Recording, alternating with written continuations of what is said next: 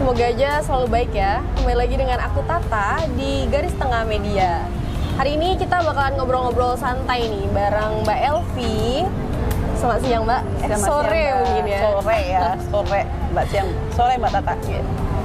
Mbak Elvi ini adalah ketua yayasan ya Mbak? Ketua yayasan YKAKI atau apa kepanjangannya? YKAKI, Yayasan Kasih Kanker Anak Cabang Riau. Berarti Mbak ini yang menaungi yang di Riau Iya gitu benar. Jadi yayasan YKAKI ini adalah yayasan yang menaungi anak-anak penderita kanker yang ada di Riau. Jadi gimana keseruannya? Langsung aja ya dengan Mbak Elvi. Maaf kita mengganggu waktunya nih. Ya. Waktu setelah acara ya kan. Berhubung hari ini kan adalah hari ini ya Mbak, hari peringatan kanker. Iya, Hari Anak Kanker Internasional. Ada juga acaranya dari yayasan tadi ya. Benar. Tadi kita lihat sama-sama seru banget gitu. Adik-adiknya juga saya nggak nyangka di pikiran saya itu anak-anak yang sakit istimewa ya gitu sebutnya. Yang sakit istimewa tuh dalam pikiran saya tuh kayak mereka lemes, lesu, tapi ternyata lebih hiperaktif gitu. Iya benar. Jadi saya ikut seneng banget gitu. Ngomong-ngomong soal YKAKI nih Mbak, jadi gimana awal mula pembangunannya? Jadi yayasan sebesar ini, udah besarnya tahun berapa gitu Mbak? Kalau saya secara tidak langsung terlibat dengan penyintas kanker ini dari 2006 ya. Dan saya berkenalan sama Dr. Emily Dar. Iya. Waktu itu beliau baru pulang sekolahnya dan alhamdulillah sampai saat ini kita berteman. Ya begitu aja sih, karena rasa peduli ya. Akhirnya kita berjalan waktu ya sempat off juga karena kan tidak semua orang mau digerakkan untuk sosial itu. Nggak semuanya awalnya ramai, tiba-tiba mundur satu persatu gitu. Akhirnya 2015 mulai lagi nih, saya ketemu sama Bu Ira Sultio yang merupakan founder dari YKAKI Pusat di Jakarta. Nah, melihat angka jumlah kanker di Riau tumbuh, jadi dia mengajak gitu, kalau kamu serius kamu peduli sosial, ya udah kita buka cabang di Pekanbaru. Akhirnya kita wawancara, saya cari tanah lah, cari rumah yang bisa dijadikan ini kerjasama dengan rumah sakit, karena kan yang kita bantu orang-orang yang tidak mampu. Iya benar. Yang rata-rata kerjanya dari kampung halaman tuh ya menengah ke bawah, buruh lah ya, kategori buruh gitu. Yang selama ini kalau sebelum ada rumah kita ini, mereka tinggalnya pengobatan kankernya kan setengah lama. Jadi mereka di rumah sakit itu ya tinggal di lorong gitu, karena untuk bayar sewa rumah aja harus nggak ada duit. Jangan untuk sewa rumah, untuk obat aja mereka harus ke Pekanbaru, ini harus kehilangan pekerjaan. Iya benar. Nah, akhirnya kita terbentuk 2015 kita buat yayasan cabang Riau. Dan sampai alhamdulillah sampai akhir ini pertumbuhannya sangat signifikan. Yang awalnya kita tidak diakui keberadaan kita, semua orang memandang negatif, dipikirnya organisasi ya kaleng-kalengan. Iya benar. Ya, alhamdulillah saya bersyukur sampai saat ini dan 8 tahun YKAKI Riau tetap bertahan. Dan kita memiliki pasien yang sudah kita bantu hampir 300 orang seluruh kabupaten dan kota, dan dari 300 orang itu masih ada yang bertahan, masih ada yang survive, yang sudah survive bisa bebas dari obat, ada juga yang sudah tidak ada di dunia ini gitu. Dan kami sudah memiliki ibu koordinator satu di yayasan itu, juga ada staf guru dan satu tenaga admin. Dan YKAKI Riau ini sebenarnya bukan untuk membantu gitu aja, kita ada rumah kita dan sekolahku. Ada sekolahnya juga? Benar, jadi di rumah kita YKAKI itu ada sekolahku, dan kita juga sekolahku juga ada di Rumah Sakit Umum Arifin. Jadi intinya gini Mbak Tata, sakit kanker adalah sakit yang bisa disembuhkan. Iya, benar. Cuman sakitnya sangat sadis, karena berhitung waktu ada yang kuat melawan penyakitnya, ada yang tidak kuat juga. Nah, jadi mereka yang kuat ataupun proses penyembuhan sesuai medis, itu kan mereka ternyata yang udah sekolah pasti mereka punya sekolah asal. Iya benar. Nah kami nggak mau yayasan kami mereka putus sekolah. Jadi sakit mengakibatkan mereka tidak belajar. Maka kita buat sekolahku. Jadi setiap anak yang tidak ada tindakan pengobatan dan kondisinya fit, itu kita ajari sesuai kemampuan mereka. Dan kerjasama dengan sekolah asal. Oh begitu. Oh jadi nggak sekolah ini ya Bu ya? nggak apa namanya tetap menjalani pendidikan normal. Benar, kita beracuan ke sekolah asal mereka masing-masing.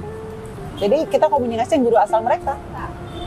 Jadi sekolah juga mensupport juga. Iya. Jadi sudah berapa kali anak itu ujian nasional di sekolahku.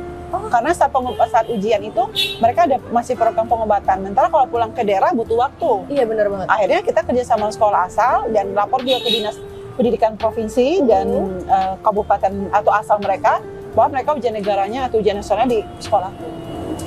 Ini ngomong-ngomong soal sekolahku nih ya Bu ya. Awal-awal pembentukan pasti kan itu susah. Pasti perjuangannya berat ya Bu awal-awal pembentukan sekolah. Ya pasti karena kan sekolah itu sepakat dengan rumah kitanya sendiri. Jadi untuk rumah kita mendirikan yayasan ini tidak gampang juga. Intinya pasti dari awal tahun pertama tuh ada juga orang memandang kita seolah organisasi yang ya sekedar yayasan-yayasan abal-abal gitulah istilah kerennya gitu. Tapi waktu berjalan mereka akan mengerti bahwa dan mereka support dan mengakui kita. Buktinya kita sudah pernah juga sebagai yayasan yang juara 1 yang dilaksanakan tribun di tingkat nasional. Juga kita juara 1 untuk izin administrasi dan legalitas Dinas Sosial Provinsi Riau.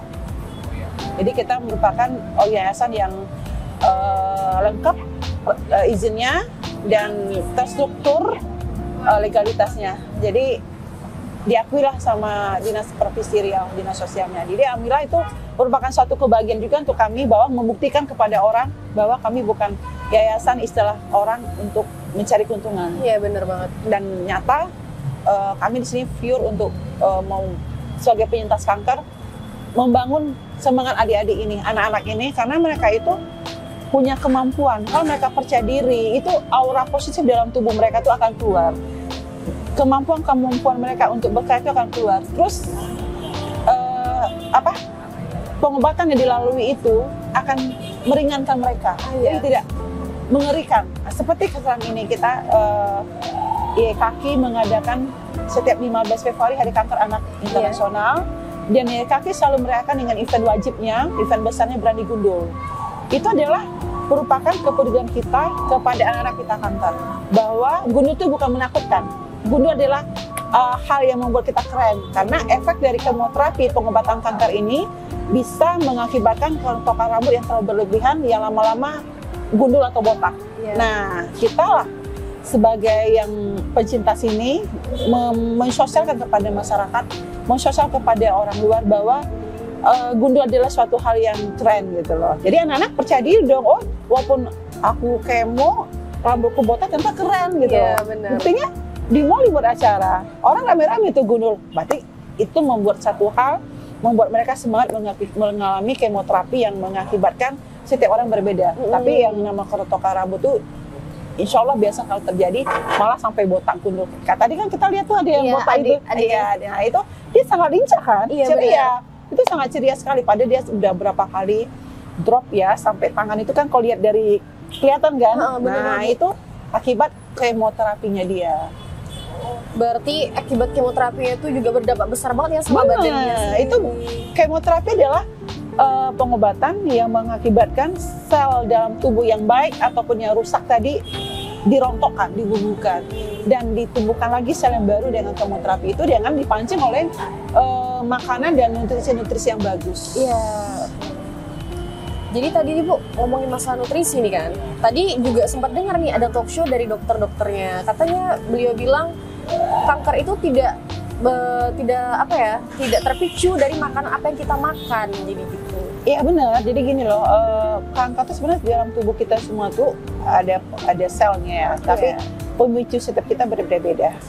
Tapi intinya kita jangan terlalu berlebihan lah dengan makanan yang junk food. Kami makanya kenapa di yayasan kita selalu anak-anak itu ya orang tua tuh gotong royong masak. Karena kita memberikan fasilitas dan kita mengatur kan anak-anak di rumah kita tuh tinggal didampingi orang tua. Jadi orang tua kita buat piket pagi, siang dan malam dan bagi tugas untuk di rumah itu karena ibu koordinator yang tinggal di rumah itu cuma mengontrol dan membagi kelompok-kelompok mereka. Oh gitu. Jadi nih Bu di YKK ini kan punya rumah nih. Iya benar. Punya rumah.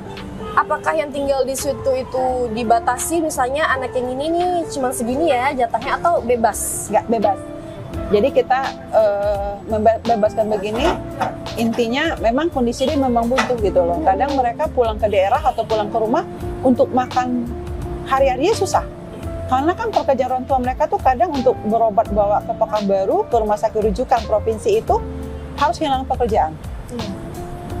Sedang pekerjaan orang tua mereka cuma asisten rumah tangga, sopir angkot, bersifat buruh lah ya. Jadi kan sementara di kampung harus ada anak atau adik, kakak yang harus dibiayakan. Jadi kadang mereka memilih, aduh tinggal di RK aja lah Bu, karena di sana nggak bisa makan.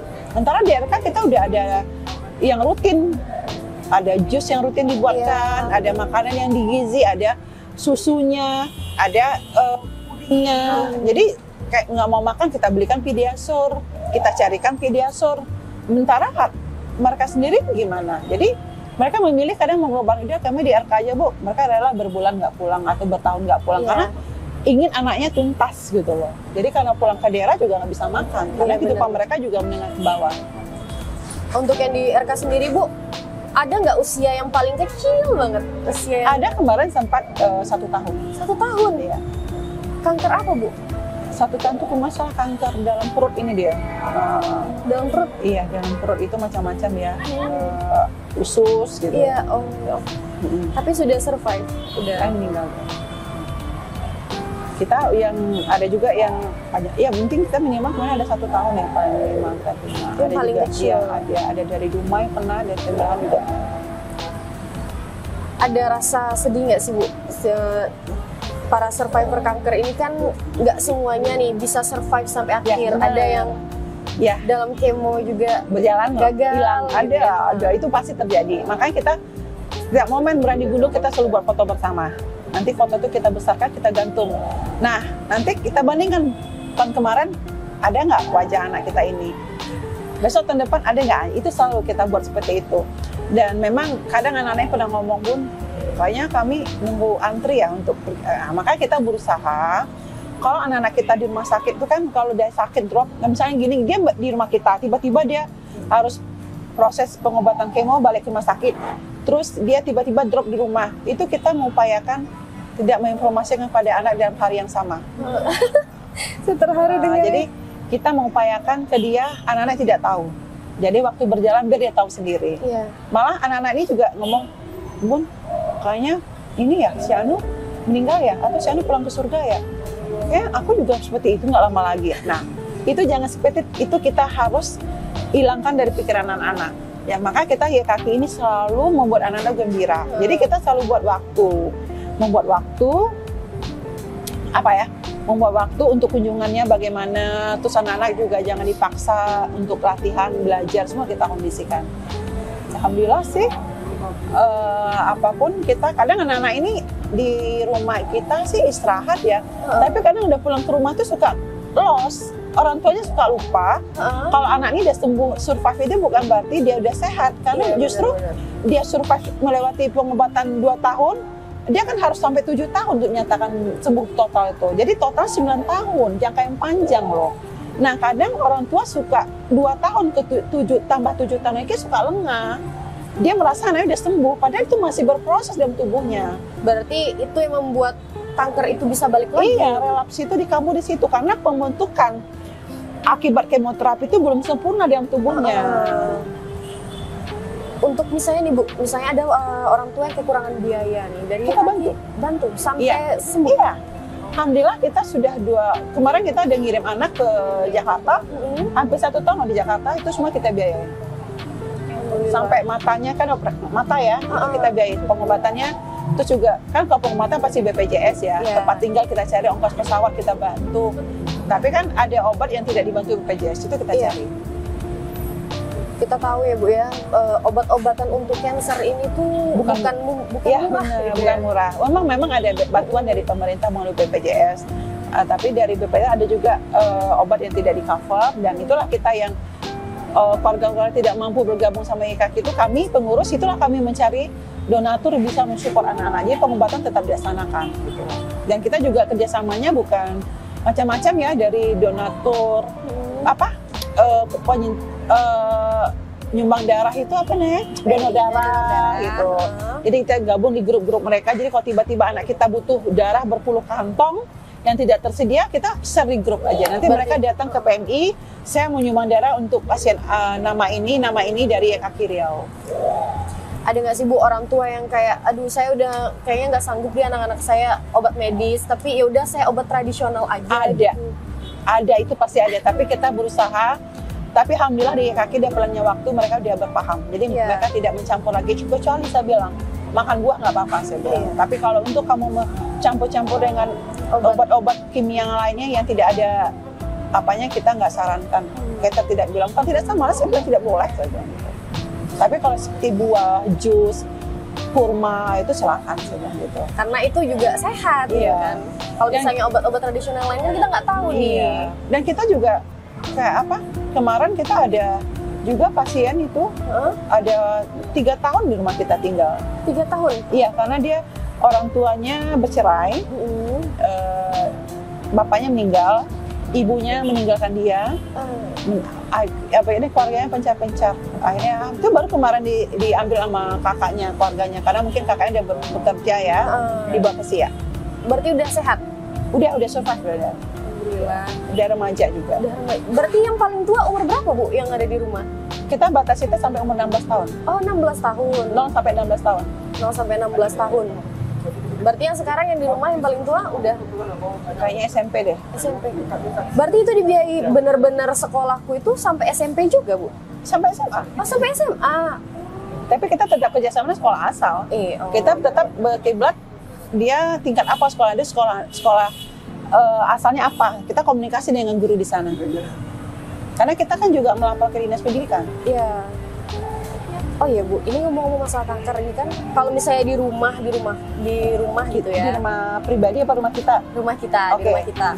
Itu kan ada tuh tiba-tiba nanti anak-anak yang kambuh gitu. Drop, kan? Ya, drop. Itu segera dilarikan ke UGD Rumah Sakit Umum. Oh gitu. Iya. Rumah kita ini di mana lokasinya? Kalau yang rumah kita sekarang yang dari awal sampai tahun ini kan udah hampir 8 tahun ya. Itu Jalan Kartini nomor 56A, Kelurahan Sumahilang, Kota Pekanbaru. Tepatnya itu depan Rumah Sakit Bayangkari yang lama atau samping dapur coklat. Samping dapur coklat? Yang ada pagar putih itu. Itu di dalam banyak anak-anak gitu.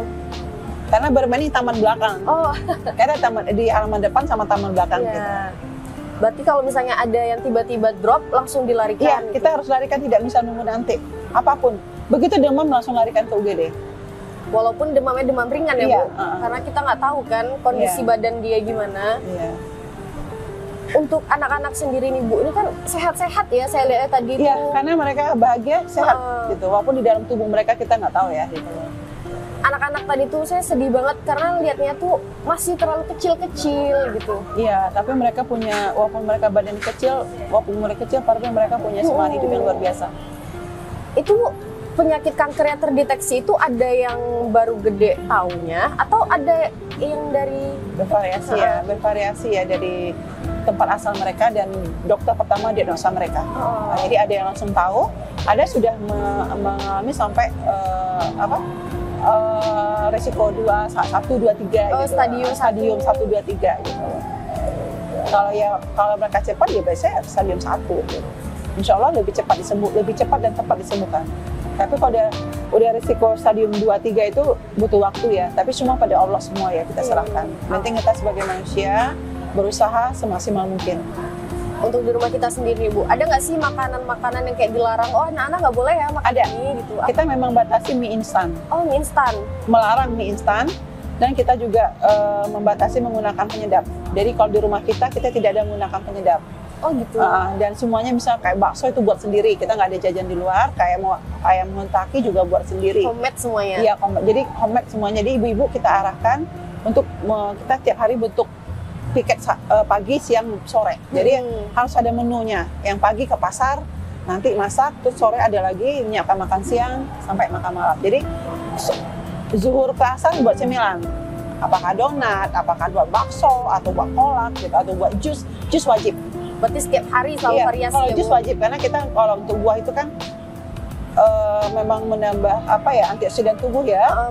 Jadi untuk kemoterapi itu racun-racun itu dihilangkan gitu. Jadi kita jus selalu kita buat dan alhamdulillah sudah hampir 8 tahun donatur buah itu udah ada tiap hari, udah kerjasama kita. Tiap hari dia ngantar buah. Berarti memang udah terpenuhi ya Bu, insya Allah lah ya. Insya Allah. Untuk adik-adik yang tadi nih Bu, kira-kira itu yang paling apa ya, yang kankernya itu yang mungkin parah gitu. Yang tadi ada nggak Bu? Tadi itu dominannya semua kanker darah kok, leukemia. Ya, leukemia. Leukemia itu sebenarnya penyakit yang bisa disembuhkan kok. Asal tepat dan mereka mengikuti aturannya. Insya Allah bisa survive kok. Banyak kok kenyataan di Indonesia ini dan di dunia. Anak-anak kanker darah itu bisa disembuhkan asal cepat dan tepat dan memenuhi sistem pengobatan yang diajukan dokter. Insya Allah bisa sembuh. Banyak kok, di Indonesia juga banyak kok.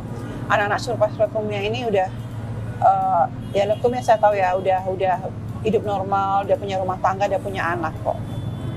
Untuk penderita kanker sendiri Bu, untuk anak-anak sama untuk dewasa kan, dewasa juga ada nih leukemia gitu. Apa sih bedanya sama yang anak kecil derita gitu?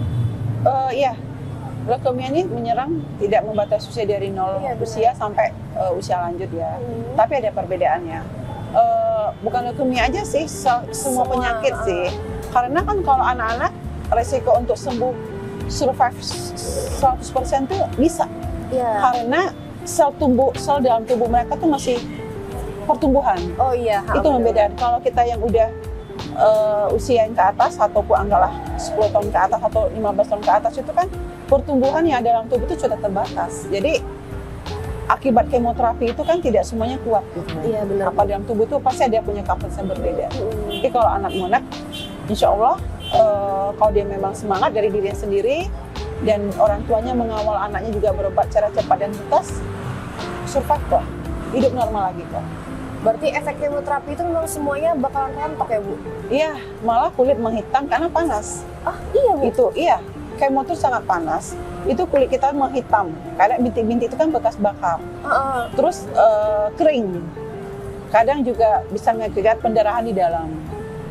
Jadi makanya orang kadang banyak juga takut dengan kemo, malah memilih obat herbal. Karena itu tadi, karena risiko kemo itu memang mengerontokkan atau mematikan, menggugurkan semua yang ada dalam baik dan buruk itu digugurkan. Nanti dipiculah dengan pertumbuhan sel baru dalam tubuh.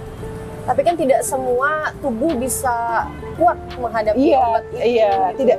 Untuk kemoterapi setiap orang berbeda. Iya benar. Karena tergantung daya tahan tubuh masing-masing kita.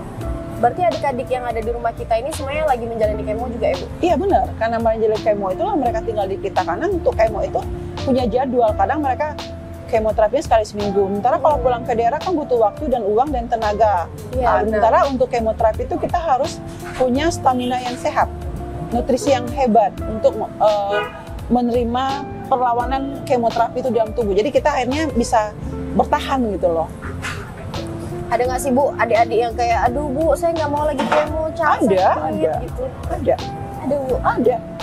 Karena dia merasakan kemoterapi itu rasanya badan tuh kayak kebakaran di dalam, panas, terus akibatnya muntah-muntah, mual gitu kan, bibir pecah-pecah sampai sariawan di dalam, sampai dubur kadang sariawan. Dubur Bu? Iya. Ya Allah. Nah itu akibat kemo. Nah itu kan tidak semua orang, makanya kalau diberikan nutrisi yang baik, makanan yang sehat sebelum kemo, jadi itu bisa kita atasi. Tapi kalau seandainya tidak ada nutrisi, itu yang mengakibatkan anak bisa drop. Jadi dia tidak kuat melawan perlawanan kemoterapi itu. Tapi kan terkadang orang tua ini kadang menganggap, kadang kan gejala-gejala untuk kanker ini variasi ya Bu. Kadang ada juga yang cuma demam, tapi orang tua tuh demam biasa. Demam gitu. Jangan disepelekan kalau lebih dari 3 hari. Justru demam itu memicu bermacam penyakit. Benar banget Bu. Jadi kan kita kadang juga kelenjar bengkak di sini. Nah itu juga ciri-ciri dari kanker. Tapi jangan ditakuti. Ibaratnya kalau udah ada seperti itu langsung aja ke dokter.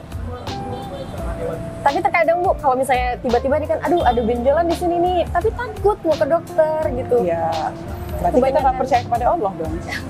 Iya juga ya Bu. Karena kan Allah pasti memberi yang terbaik lah untuk kita gitu. Jadi kita jangan berpikir negatif dulu sebelum diperiksa. Jadi kita berpikir positif, ini biasa aja. Ya udah saya ke dokter deh, periksa baik-baik, mudah-mudahan nggak apa-apa. Berpikir positif, Allah pasti ngabulkan doa kita. Semoga aja. Dan juga kan kebanyakan kasus seperti itu ya Bu, tiba-tiba kan anaknya berobat ternyata udah stadium lanjut. gitu. Iya benar, karena banyak anak-anak ini tidak tepat pada dokternya. Kadang dia misal pergi dokter umum nggak apa-apa, cuma bengkak biasa, demam besok, tapi ternyata udah berlarut kok nggak hilang. Akhirnya pergi dokter, pindah dokter, ternyata udah stadium 2. Gitu. Iya. Karena kan dokter awal menyatakan nggak apa-apa, jadi akibatnya orang tua ya nggak apa-apa ada, tapi kan kok udah dua minggu kok udah mulai hilang, itu dicurigai. Iya benar. Nafsu makan nggak ada, dicurigai dong gitu loh. Berat badannya tiba-tiba turun, curigai. Anak-anak kita yang lincah tiba-tiba nggak lincah, pasti ada sesuatu nggak beres dalam tubuh anak. Itu orang tua harus cepat dan tanggap, karena cepat dan tepat itu akan membantu proses penyembuhan anak. Untuk anak-anak sendiri ya Bu, harapannya nih untuk adik-adik semua yang ada di rumah kita. Kalau harapan saya sebagai ketua YKK ya berharap semuanya kuat menghadapi proses pengobatan ini. Mereka bisa survive karena mereka anak-anak hebat. Mereka punya cita-cita yang tinggi dan mereka punya kemampuan aura yang khusus dalam tubuh gitu. Begitu kita bongkar dikit, misalnya kita gali potensi, itu udah keluarnya banyak. Nah, jadi ternyata mereka anak-anak hebat gitu loh. Iya, jadi banget. kita lihat tadi di situ mereka bisa nyanyi, nari. Ya padahal mereka malah dengan mengatakan bangga loh dirinya penyakit kanker gitu loh. Nah, itu kan satu hal yang percaya diri yang harus kita kokohkan ke dia, karena dia akan dengan dia percaya diri, dia bisa tumbuh dengan dirinya sendiri, dia tidak malu dengan masalah itu kan membuat hal yang membangun dirinya akan menjadi baik.